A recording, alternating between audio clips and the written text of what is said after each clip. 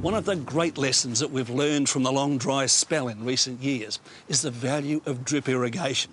Not only has this helped our gardens to survive, but in many instances to actually thrive. And of course this stuff is incredibly water efficient.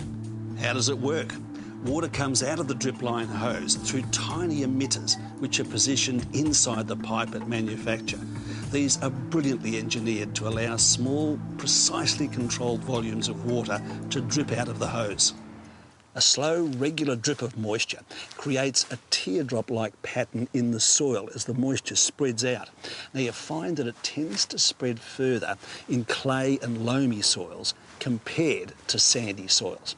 Now the real question is, which one of these pipes do you use?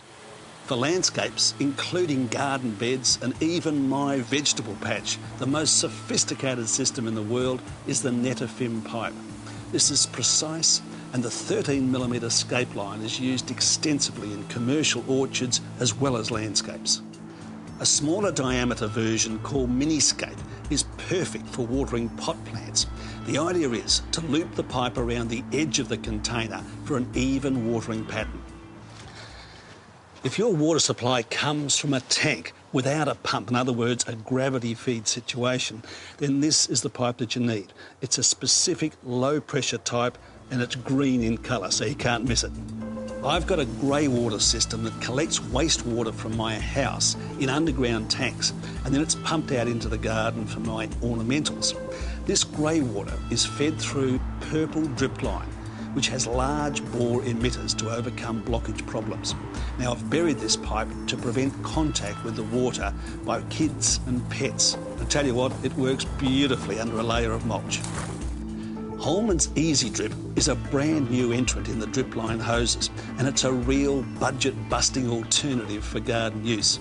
The emitters are spaced 20 centimetres apart to ensure even watering and no missed spots.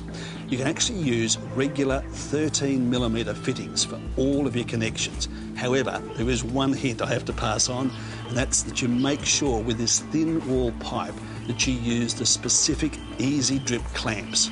There's a handy new punch from Holmans that enables you to set up connections for all of the 5 different drip lines that I've shown you. Now these drip line systems are pretty easy to put together, but there are 2 essentials.